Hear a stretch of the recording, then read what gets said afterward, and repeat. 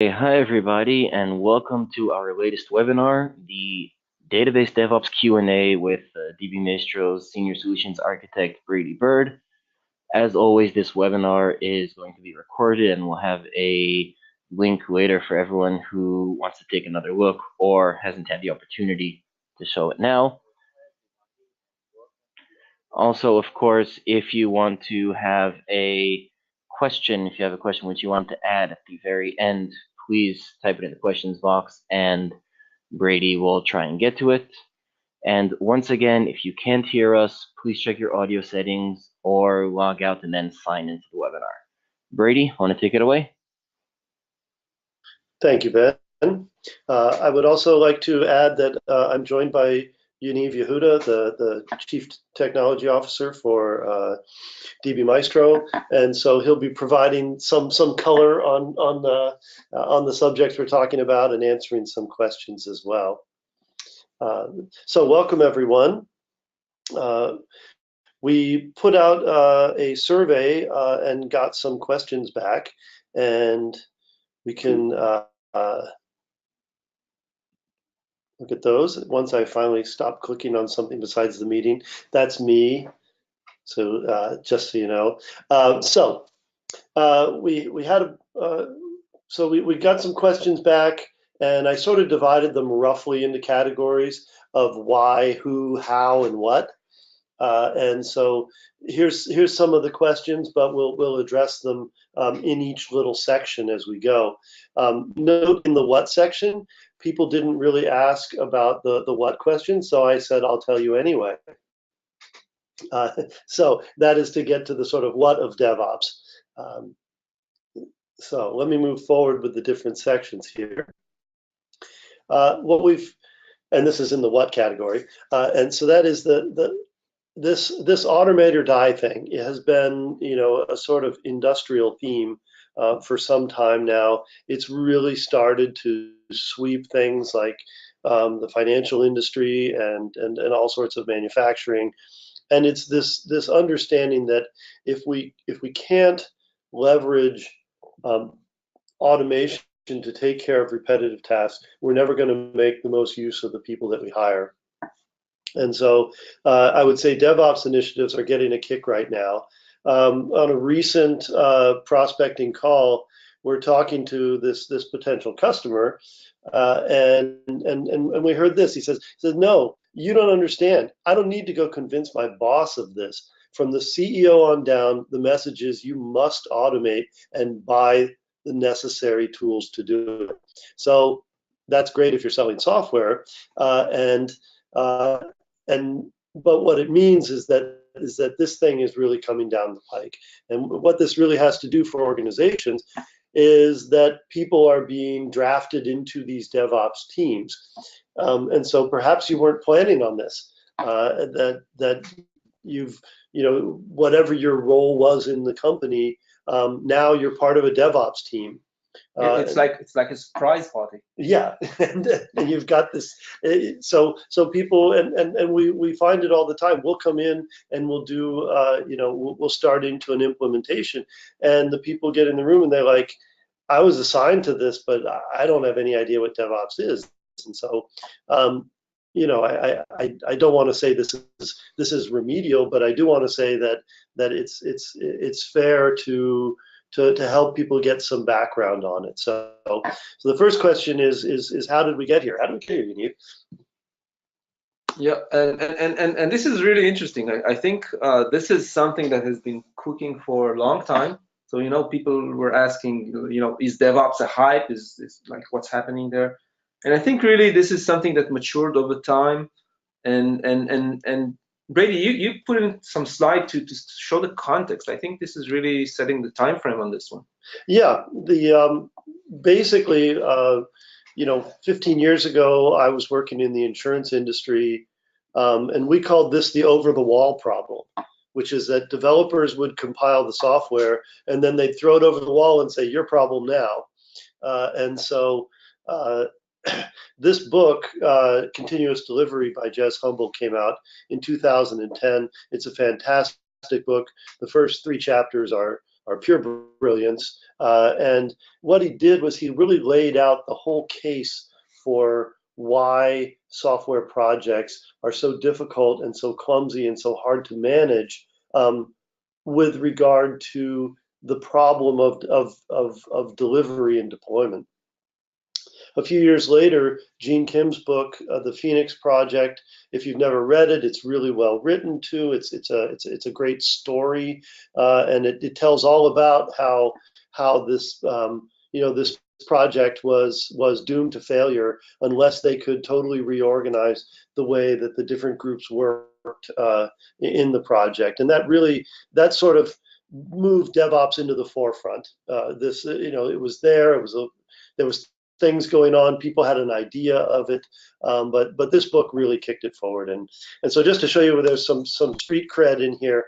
My own company back in 2010, we released a software product called Smart Release based on DevOps principles. We wrote the first Wikipedia page on DevOps, not me, but our marketing guy. And then my colleague, Chris Luca, who's also here at DBmaestro, was with Urban Code, which was one of the other first offerings. In fact, their build tool, Anthill Pro, predates all of this and was one of the first build tools in the thing. So we've been with this movement since the beginning, so I can hopefully provide some good context on this. Yaniv, by the way, was instrumental, obviously, in bringing us DBmaestro, but in the early days of understanding the ways in which deployment principles could be applied to database and sort of got in the market. What was it? Yeah, so I think this is really about, we saw in DBmaestro, we saw like from the get-go that the same over-the-world problem exists not just for development and release, but also for development and the other side of development, like the database guys. There was a wall, a complete silo between development and database side, and people just could not see how that would work together. It was completely separate, and changes to the application were completely out of sync with the database. DBAs were doing their thing. There was no communication, no nothing. So the same thing that led you to the Smart Release software led us to start DBmaestro as trying to solve the database problem and bring it into its own process. And in fact, the whole time I was working on application release, I was watching the database side going, one day I'm going to do something about that. And so meeting up with Yaniv was certainly a good thing, because I was able to actually find the right product to jump in with. So here's the why questions. We had a couple of challengers here that were just to say, why are we doing this? What is happening? So is DevOps just another buzzword like infrastructure as code and containerization? I don't see my daily work changing because it's just a concept. So prove me wrong. So I think that's a great little challenge. And then there's also this challenge here, which clearly comes from someone who's got their automation chops on, and that says, is it really a challenge? Hey, if it can be scripted, it can be automated. Wouldn't you agree? And then if a DBA change can't be executed with the DB running, then the script should just include starting and stopping it.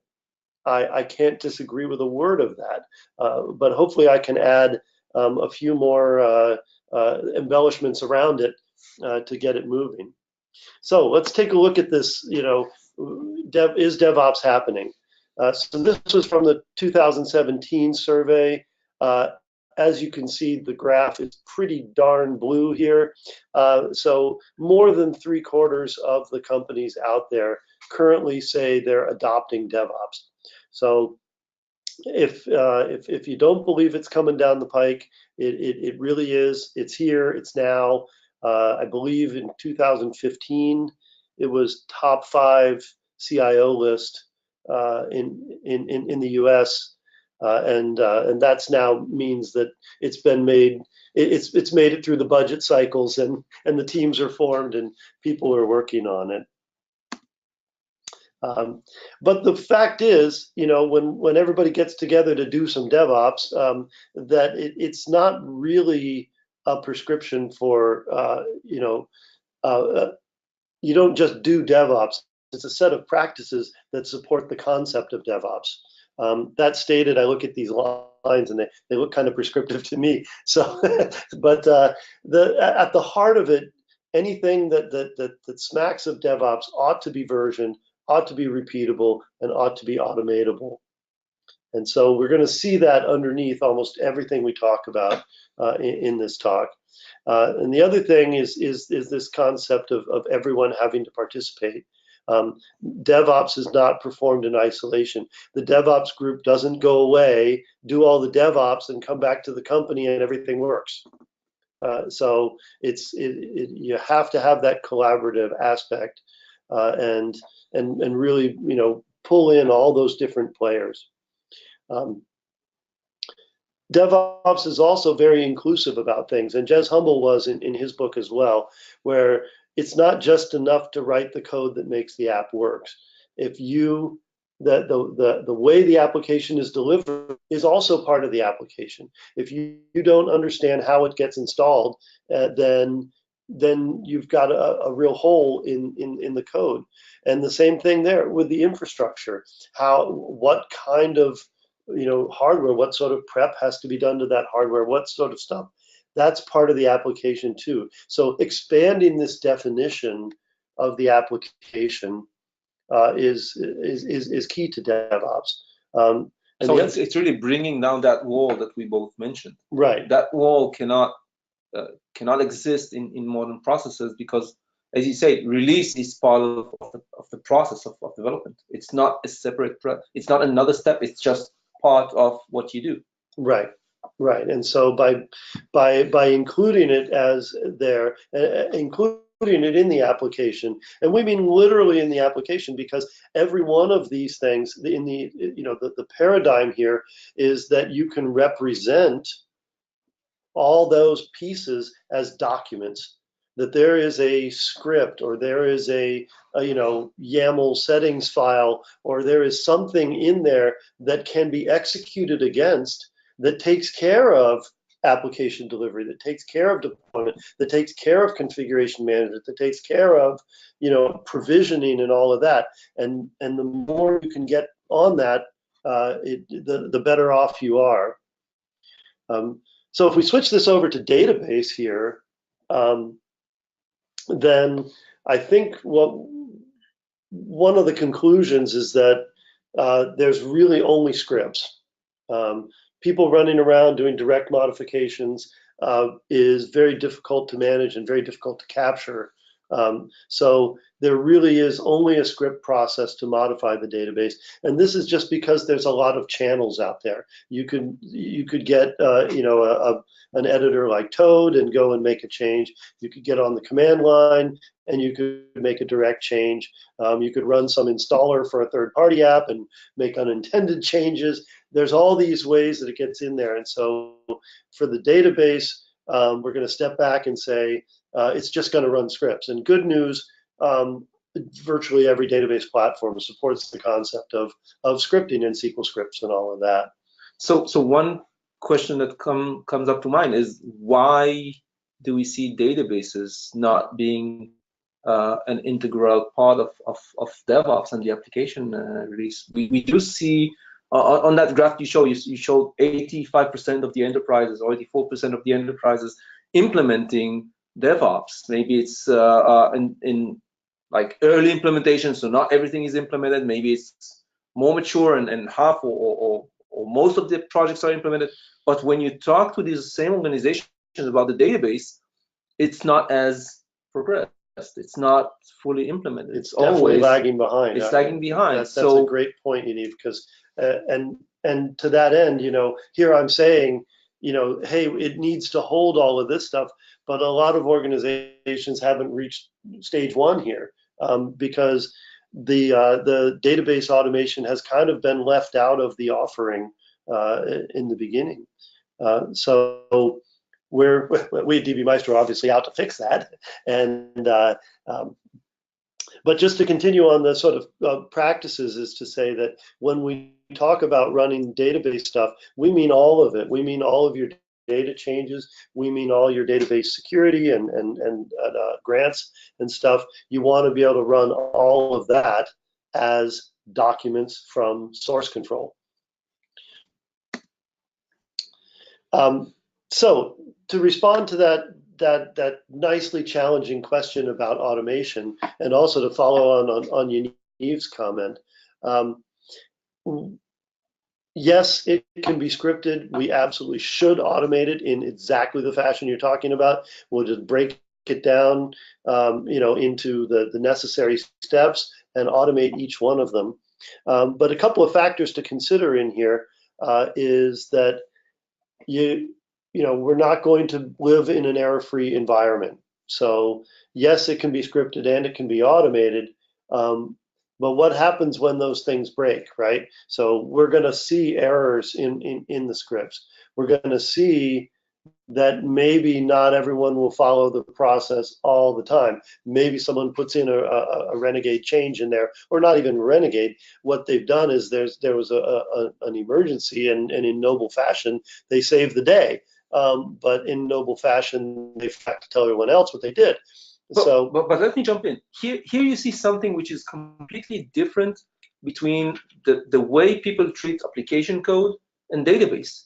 Nobody in their right mind would go to production and zap or fix something in an application code in production. Yet for the database, you see that time and time again. They go in, they create an index, they change a procedure, they change something to, like, save the day. But nobody does that for the application code. And that is, again, part of that process that needs to be implemented for the database to make it follow the same best practices that we see proving so right for code. Yeah, I think that's a huge factor, and add to that the consequence, right? The database metadata is obviously absolutely tied to the important business data that's attached to it underneath. So if you change the structure, the consequences for the data in your database can be dire. And so this idea that errors are going to happen and all of that, that's, the fail faster mentality may really hold true in code, and you can just rip out the application and replace the application. That can be a very, very costly mistake in databases. So yes, we can script it. Yes, we can automate it. I want to rise to that challenge. But the fact is, we just have to we have to, in the way we run automation, consider a whole lot more preventative factors, because the risk is so high on the other end. So for the application, there's always that saying, fail fast, fail often, like continuously improve the process. For the database, you want to follow the same agility, but you just don't want that fail factor. Right. You want to prevent fail as often or as spectacular. Yeah, especially not as spectacular.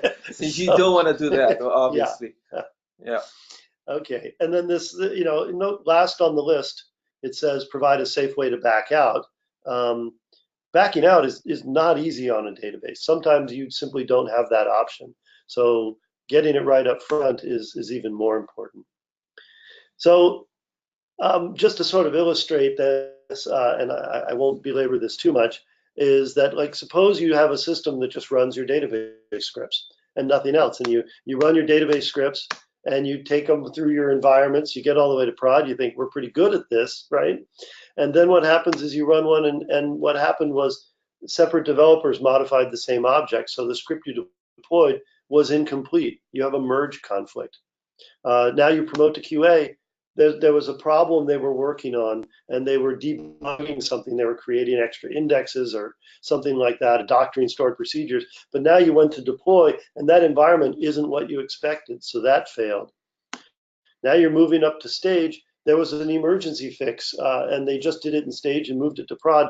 Now you've come to here, And maybe the sort of worst case is that you actually overwrite that change and reintroduce that error to production.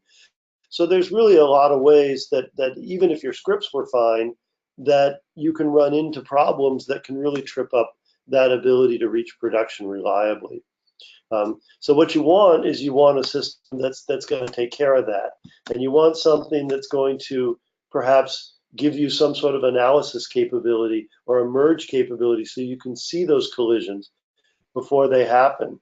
You want something that can tell you whether or not your environment is valid and is in a state that you can that is in the state you expect it to be in. Wait, but this is super important because unlike application code releases where you completely replace the code, here you have persistent data, you have the persistency of the structure of the database. It's all incremental changes. So if you push out consistent incremental changes, but the target environment is inconsistent, then you're going to get unexpected results. Absolutely. And this is what we need to prevent. So if we're practicing repeatable releases, not just the release package needs to be repeatable, but the environments need to be able to accept these repeatable releases. So we need to manage the configuration in order to prevent or identify drifts and inconsistencies before we hit them, so before we create a problem. Excellent. You're right. You're right. And this is what we have to add to. And I think this is part of the whole complexity that has caused database tools to lag behind the application tools. So state validation would also catch something like that emergency prod fix. So in the end, you can remove some of these barriers and make it a lot easier to go to production. So I hope we've answered the sort of why question to say, DevOps is happening, and it's definitely coming your way, and there's good reasons to automate it, but there's also good reasons to really consider all the factors that you need to add to your automation in order to make it reliable in a database scenario. Yeah, optimistic automation is not something that you want to do here. Right. We need a little more security-minded view of things. Visibility into pitfalls and whatever might like break your database, because as we said, you don't want to risk. In general, you don't want to break your releases, but you don't want to do that for the database, especially. Certainly. So there was a bunch of questions that came in that kind of asked the who question. And so here's one that says, how does database management team fit into a DevOps organization? Great question. I'm definitely going to go into detail between that. And then here's someone just saying, well, what's the difference? What if you say what a DBA does versus what is DevOps for databases? And then the sub question, which was, hey, if a DBA is only doing DevOps, is it a waste of talent? And so the other question is, how is continuous integration, continuous delivery changed your thinking with regard to what are the primary roles of the different people on the team, DBA type tasks? So all very good questions that I'm going to launch into here. So the first thing I'd want to address is that everything lands on the DBA. I've got to say, when I started into this business, I had the typical opinion of someone who has only dealt with making requests to DBAs and waiting for them to be done. I have come to a much more compassionate side of the story. And it's because if you think about what a DBA ought to be doing, and this addresses that waste of talent question, DBAs are charged with the safety of the data and the stability of the platform to deliver that data to the applications that want it. And that involves stuff like security, upgrades, backup, optimization, all of that. And it also involves some database changes. But what we've seen is a dramatic increase as agile and continuous delivery processes have pervaded that. And no, these things don't add up to 100 because I stretched that bar to show you just how horrible it is. And so DBAs are constantly getting this request to deploy scripts, and that is impacting all these value-added things that they've worked to get so much expertise in. So. Yeah. Give your DBA a hug. Yeah, a hug, and actually this is a part of our 2019 survey. Before you stretch it, it's actually reach exactly 30% or 33%. Yeah. So third of the time is dealt with database changes, and this is, you know, I don't want to like say it's a time lost, but there's no glory in that. There's no if you can save that time and not waste 30% of expensive expert time, Yeah. you should definitely do that. So to answer the question, yes, if all you are is a script monkey to deploy scripts, it's a waste of DBA talent.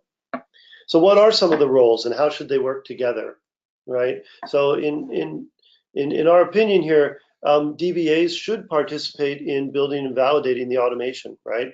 They're a part of this team. They're the ones who can say this automation will work against this database that I care for, right? That doesn't mean they write the script. That just means they say how it should be put in, together. And maybe they need to evaluate pieces of the script. And that's part of establishing boundaries, roles and rights, supervising the impact of automation, performance, etc. But to underscore the point from the previous slide, a DBA should not be called every 4 minutes of the day and asked to deploy another script. If we're in that spot, we've failed to provide the automation on the other side. Yeah, and actually, sitting down with a DBA in a big bank in New York, I actually saw how they need to deal with this stuff. So they actually have Jira requests coming in, yeah, and it takes them like 3 days. There's so many requests because they're the one like tasked with changing the database, because from one side they want to keep it safe, so they don't want everybody like going in and making changes. So they want to hug it and protect it. But from the other side, they get endless requests from all over to deal with stuff, and it takes sometimes days to deal with their a single request that just waits in line. Right. And this is obviously not agile. It's not helping time to market. It doesn't not make the requester happy. Yeah. Yeah. Right. Yeah. So so that's DBAs, I hope that are on the line. I hope you're listening, because if DevOps works for you, it's going to really work for you, because it's got to, it should lessen the burden on that. For the release engineer or the DevOps engineer, this is the person who knows how they know the tools, they know the automation, they know the processes and that sort of stuff. This person should really be making sure that there's a good orchestration layer, and that the way in which the database is brought into the automation really satisfies the needs. But they're not going to know that up front. They're going to have to talk to the DBA. They're going to have to talk to the developer. It's a big tent, and everybody needs to be part of this. And they need to help build the automation, help validate the automation, but they alone can't say that it's correct. So a release engineer should not be the one writing the database change. That they're not the app people. Yeah. I do remember a company. Was it in California, maybe? Yeah. Oh, that was them. Yes. Yeah. We had one person, like in I think a team of 30, that everybody like. He was the only one capable of driving this. Yeah, and so he was an automation specialist, very good at what he did, but the other people didn't see their role as helping with that automation or learning how to drive the eventual tools that they were going to be working with. And it was a long process to really pull everybody in and get them going on it. But so if you're slick with automation and everybody's impressed when you wave your hands over things, don't do it too often, because they've got to do their own hand waving.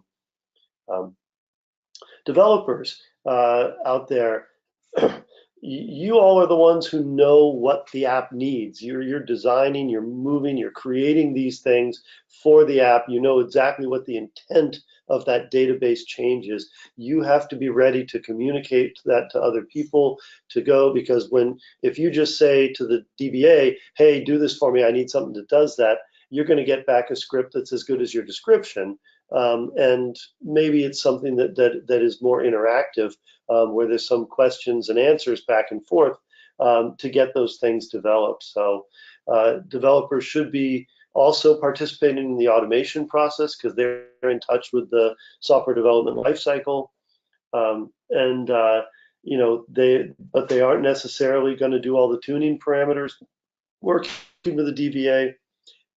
There's just a whole lot of room for collaboration. But on the do nots, right, developers are not the ones who are deciding what the security of the database should be. And the developers should not be making manual changes just because I just don't have time to deal with this right now. Yeah, that's a big problem. But I think the overall message here is that this is not one person's or another's task.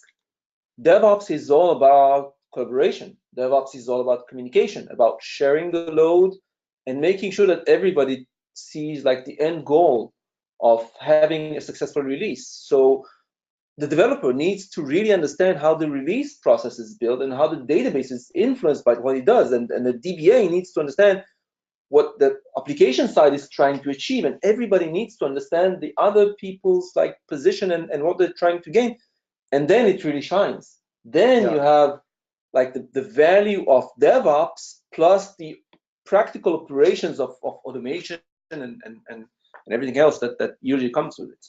So, in that same company in California, senior DBAs, 30 years in the industry, by the end of this project, were absolutely running automation on their own and debugging automation and working on that shift left strategy. So everybody can participate in the process and get benefits from it. Absolutely. So then we come to the how questions. So I hope we've answered for you, how we think that, who we think the DevOps team should be, what people should be doing, how people should be getting benefits from this by working with one another. It's absolutely key to putting your DevOps together. So on the how questions, we got some stuff here. Like the first one is how to do versioning and track objects and that stuff. The second one here is if you embrace the mantra of automate first, how does that affect what you do daily? And then I reproduced that challenge question from the original, which says, if you're going to automate everything, just script it, and let's do it. And so I wanted to address a little bit about how we do that. And then, to Yaniv's point about the different roles here, working closely with the people in other roles affect your understanding of the product and the business there. And then a straightforward question such as, how do we organize scripts? So addressing the hows here, first thing is, I can't talk about how to make versions of a database without talking about DBmaestro. So this is my shameless product plug. I think DBmaestro really has the best understanding of the version of a database. So you might come up with a way on your own to do this or something like that, but this is the way DBmaestro does it, and it's a way that you get a very solid understanding of version. So it's our belief that a database version should work just like a software version. The configuration can be described for any point in time.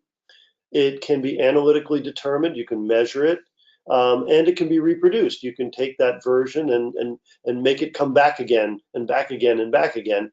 And so with DBmaestro, the version engine stores the DDL of each object in a repository. And so what we have here, you have here 13 through 17 revision of this object. So we know the DDL at each point in time that it was touched. And so every time an object changes, a new revision is stored. And so now we have this continuous history. If we point to all of those objects in their current state, that is a snapshot of your database, right? This is a label, and this is a snapshot of what the structure of that database is. And at any time, we can measure that because we have the DDL stored in the repository, we can reach out to the live database and say, give me your DDL, how does it compare? And we can realize differences. And so this gets to that thing we were pointing to before, which says if you can't do these preventative measures, fail faster starts to hurt a lot in databases. Yeah. So that's my shameless product plug. And so the other side and the how of getting all these things is to say we have to relentlessly automate things. You never stop improving the automation. So yes, almost any database task can be automated. We can apply a script to it. They traditionally have great support for command line, but we have to be sensitive to the fact that database objects accumulate, and the data that those objects represent accumulate too. So we have to make sure that we're tracking that when we're executing scripts, meaning you can't just execute the same script over and over again. If you did the insert statement multiple times, you just get multiple records. If you do the DDL statement multiple times, it dies the second time. So there's all these different sensitivities to things like create and alter operations, and then baking that into a sequential operation that can be moved from environment to environment. Yeah, I think this is really maybe the challenges of just having a script versus encapsulating product. You can do everything with a script, right? But it would take a lot of effort to build all these safety nets into every script, because that would be just a lot of overhead that you would need to put into everything. And back to waste of talent, yeah. It would probably be a waste of talent on a developer to have them write completely conditional code in SQL when all they really wanted to do was add a column to a table. Yeah. So one of the things we found here is that, and to that very straightforward question that says, how would we store scripts? When we go into companies and we do implementations, this sparks mild religious wars between groups, that because what happens is when you get into the idea of where something is going to be stored, what the folder structure should be, how people are going to name scripts and put them there in the right places, and the compliance with that, it requires some behavioral change, and it requires some thought ahead of time as to what sort of variations you might need during the release process. What do you do for a hotfix? What do you do for a normal release? What do you do for a performance run? There's all these different things that go on with regard to storing the scripts in the file system. The other thing that we see here is that ticketing is part of this, and when you involve ticketing into the process, you got to be able to deal with those tickets. And so being able to leverage the API into those ticketing systems, and maybe put a note on the ticket or advance the workflow in the ticket is key. And then there's this role of provisioning, right? Once you've successfully automated your changes, then the question is, what do you do for a new environment? Is that still a manual task? Does that still take 6 weeks? So being able to accommodate provisioning, or things like a data refresh. People want to work with prod data because it's the best indication of whether your assumptions are correct. So being able to refresh and do that in an automated fashion is key to satisfying your QA needs. And all of this comes together in the philosophy of shift left, right? That sense that if you're out there every day running a script, or you're out there every day copying a log and pasting it into a Jira ticket and that stuff, then you're working on what we call the reactive side of the equation. Whereas the place where the best value is delivered is on the planning and automation side of the equation, because then the repetitive tasks take care of themselves, and the thoughtful tasks are done by thoughtful people. So let's see, I think there's another one in here. Yes, and so concluding here is on collaboration. But by the way, if you have additional questions, I see some already in the chat. If you have additional questions that you want us to address, please feel free to write them in the chat box. We'll try to get to some of them. And very sorry for no, that's a very important point to make. So, yeah. So the collaboration is the real benefit, right? So the question in there was, how has it changed your attitudes? How has it changed, how you think about roles, how you think about how you do your job, and everything like that. And I personally, like I said, I started this journey being someone who just made requests from DBAs and was terribly frustrated at the long-winded answers I got and the long wait before I got anything done. And now I've moved around to a much more, compassionate understanding of the things that DBAs are responsible for. And in the same way, release engineers and developers and what their contribution is to the process, I think that in traditional fashion, as with all prejudices, exposure breaks down those suppositions about how these people are working and what they want to accomplish. So make sure that when you're in the DevOps, in your DevOps mode, reach out continuously to the other teams, pull them in, make them part of the process. We've, in my long and storied career, I've gotten all the way through a 6-month project before, only to pull in the right people from the development organization who told me that none of the assumptions we automated would work. And so it's that thing of, make sure you're gathering those opinions, because those people have a say and have a stake in the process too. So I'll open it up for questions here. Yeah, maybe before the questions, I had a poll I wanted to present. We do have some things that we could send to whoever is interested in them. If you want to receive white papers about DevOps and the database, how to modernize the process, just click the right box. If you also want more process-oriented, build once, deploy many best practices kind of a white paper, do say that. We briefly shown some of the survey results that DBmaestro did in 2018 and initial results from 2019 survey. So if you want to receive the survey itself, the one that we concluded last year, we'll be happy to send it to you. If you want to participate in the new one, we'll be super happy. We have a lot of people already part of that survey, but everybody's opinion counts. So I'd be very, very happy if you want to contribute some of your time. It's not that lengthy, but would be very important for us as well. We would be sharing this as soon as we have considerable amount of people participating, because we want to make this as wide as possible. I do see people still voting and saying what they want, so I'll give you a few more seconds. To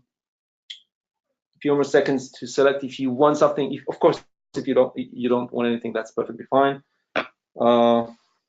Still see people putting in the selections, and I'm going to close this in a few seconds.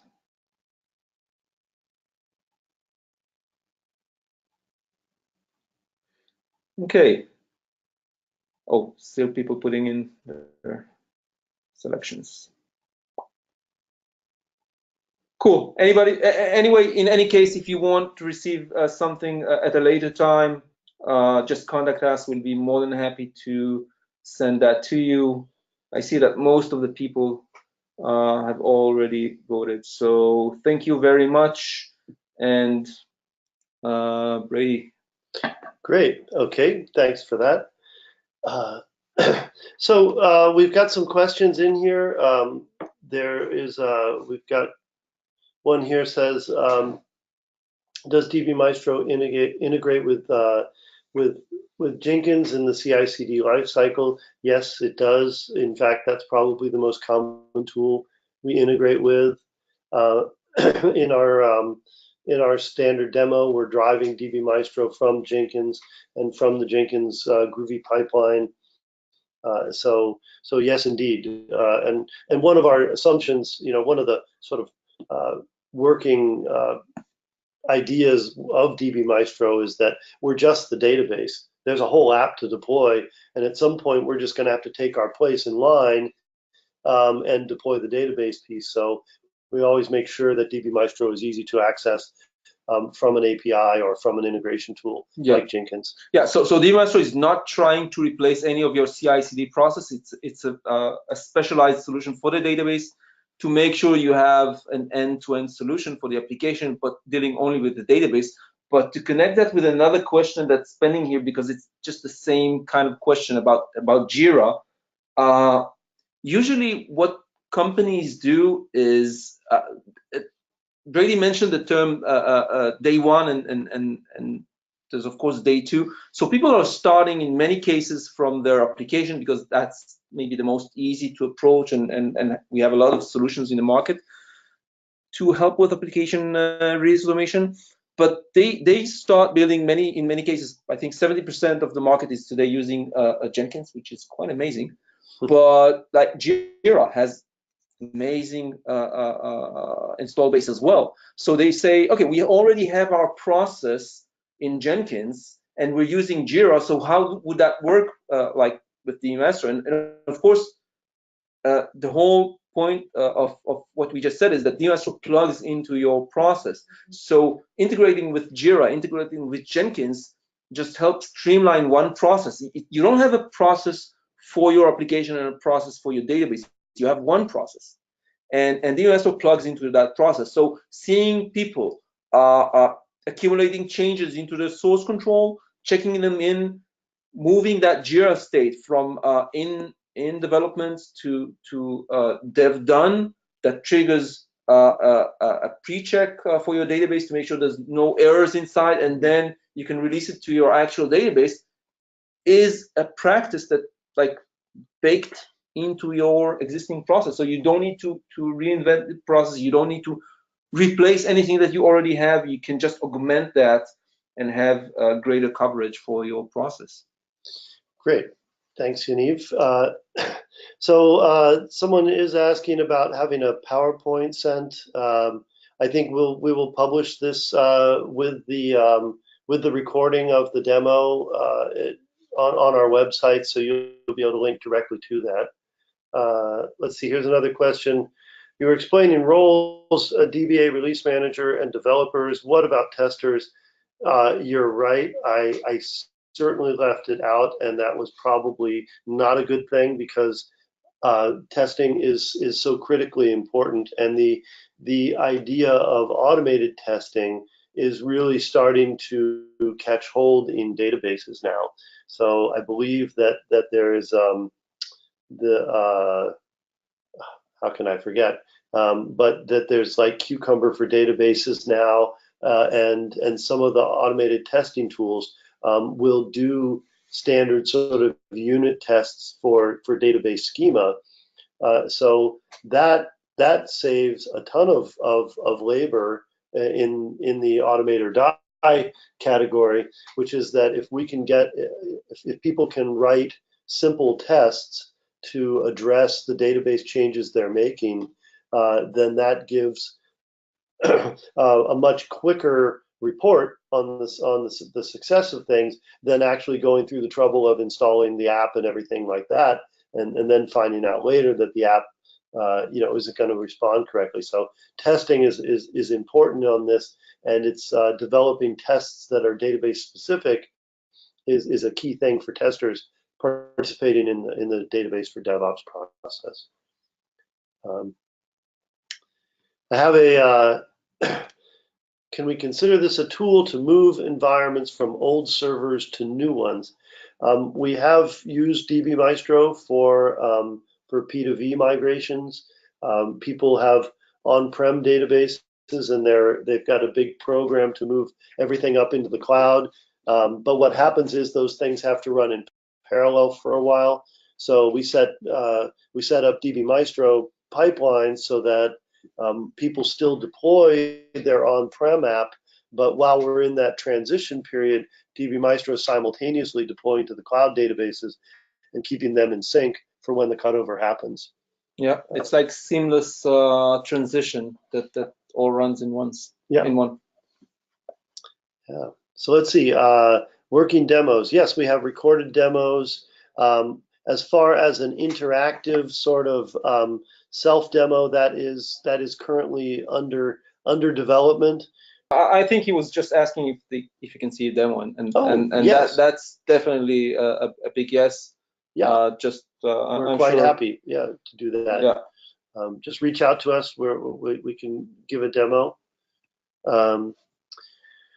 There's a question here from Stephen that says, do I get reporting on volatile objects that need too much tuning? I'm trying to Oh yeah, definitely. I think what he wants to achieve, at least to my understanding, and Stefan, please write and another question if I didn't cover that right. So sometimes you have like objects that are super touchy.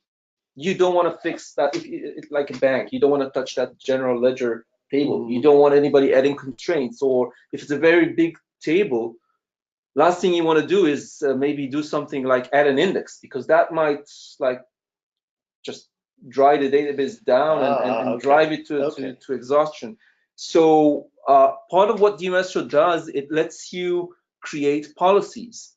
Okay, so you could actually write generic policies like we don't drop tables in our company. So if any developer is trying to drop a table, he would get a no, you can't do that, or that needs approval. But another variation is just saying if any alter command or constraint command or anything is being driven to that procedure, that table, that database, raise a flag. It can be a warning, it can be an error, it can require someone's approval, but that can certainly be part of the process. And when we said in the beginning that part of the challenge is that DBA are always like very protective of the database, and when you start automating stuff and you start offboarding work to other people, they're usually very anxious about what's going to be driven through that automation. And this is the way that we solve that problem, by letting the DBA say what is acceptable and what not, what should they be alerted for and what not. So if someone is saying, I don't know, grant permissions of something and it's a too wide permission or too deep grant option. Yeah. This is something that could raise alert, and the DBA would not have to constantly look at what people are driving and just get the alerts when something is dangerous or something is risky. And this is exactly to the question here, volatile objects that might be required to be very careful about. Yeah, so please hit us up. You can hit us up with a question via email or something if we didn't answer that. Question about what databases are covered by DBmaestro. We currently support Oracle, SQL Server, Postgres, and DB2. And king of the roadmap here can tell you what's coming down the pike. Yep, MySQL and Mongo are very shortly around the corner. So that, I think that, by the way, according to the latest reports that I'm following, that covers the 6 most used databases today. Yeah. That's most of what people are doing today.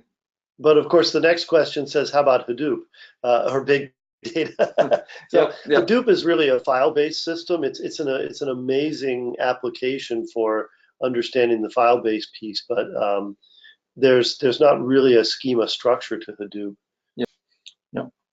So I think we've hit the questions here, and we're just about out of time. So I just want to thank everyone for participating today, and for the good questions, because it really was a broad set of topics to cover. So we're going to have another talk. I don't know if Ben wants to say what's next on the list. In 2 weeks from now, we're going to have another episode of the DBmaestro Academy. Brady Byrd, who entertained us today, and our senior solutions engineer, Chris Luca, will be giving a talk on the 4 tenets of database DevOps. It's proven to be really interesting, and they're going to be running this webinar because it was a request, a specific request as a follow-up from the previous webinar they ran, Speed Without Disruption. So we're really looking forward to seeing everybody here on the next webinar, and of course, invitations will be sent out in the next coming days. Cool. Great. Well, thanks again, everyone, and thank you, Ben. Thank you, Brady. Thank you, Yaniv. It was a pleasure Yes. driving this webinar with you. So see you next time. Okay. Bye-bye, everyone. Bye.